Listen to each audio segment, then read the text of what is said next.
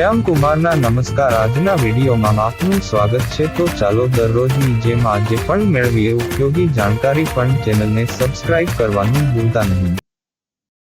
Wireless charger, જેને inductive charging પણ કહેવાય છે, તે ઇલેક્ટ્રોમેગ્નેટિક તરંગોનો ઉપયોગ કરીને ઉપકરણોને ચાર્જ કરે છે। આ ટેકનોલોજીમાં ઉપકરણને ભૌતિક રીતે ચાર્જિંગ સ્ત્રોત સાથે કનેક્ટ કરવાની જરૂર પડતી નથી। વાયરલેસ ચાર્જર કેવી રીતે કામ કરે છે? આધુનિક સ્માર્ટફોન વાયરલેસ ચાર્જ કરતી વખતે ઇલેક્ટ્રોમેગ્નેટિક ઇન્ડક્શનનો ઉપયોગ કરે છે। આ માટે તમારે એવા સ્માર્ટફોનની જરૂર પડશે જે વાયરલેસ ચાર્જિંગને સપોર્ટ કરતો હોય અને તેની સાથે સુસંગત વાયરલેસ ચાર્જર હોય।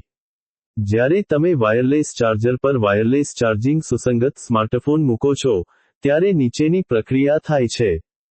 ચુંબકીય ક્ષેત્રનું નિર્માણ। વાયરલેસ ચાર્જિંગ પેડમાં એક ટ્રાન્સમીટર કોઇલ હોય છે।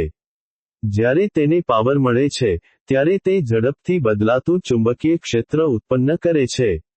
ઇન્ડક્શન। તમારા સ્માર્ટફોનમાં, જે વાયરલેસ ચાર્જિંગને સપોર્ટ કરે છે, એક રિસીવર કોઇલ હોય છે।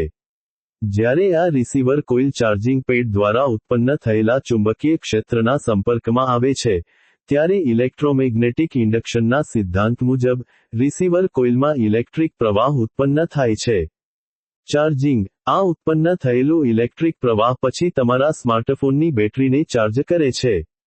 મુખ્ય વાયરલેસ ચાર્જિંગ સ્ટાન્ડર્ડ। સૌથી પ્રચલિત વાયરલેસ ચાર્જિંગ સ્ટાન્ડર્ડ QI છે।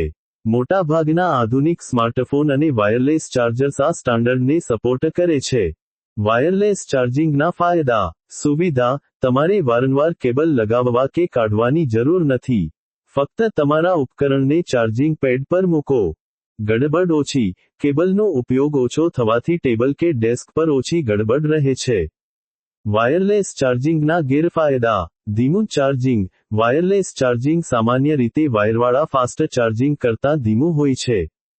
ગરમી। વાયરલેસ ચાર્જિંગ પ્રક્રિયા દરમિયાન થોડી ગરમી ઉત્પન્ન થઈ શકે છે, જે લાંબા ગાળે ઉપકરણની બેટરીના જીવનકાળને અસર કરી શકે છે। ચોક્કસ સ્થાન। ચાર્જ થતા ઉપકરણને ચાર્જિંગ પેડ પર ચોક્કસ રીતે મૂકવું પડે છે જેથી ચાર્જિંગ યોગ્ય રીતે થાય। કિંમત। વાયરલેસ ચાર્જર્સ સામાન્ય રીતે વાયરવાળા ચાર્જર્સ કરતાં મોંઘા હોય છે। આમ, વાયરલેસ ચાર્જિંગ એક સુવિધાજનક ટેકનોલોજી છે જે ઇલેક્ટ્રોમેગ્નેટિક ઇન્ડક્શનના સિદ્ધાંત પર કામ કરે છે।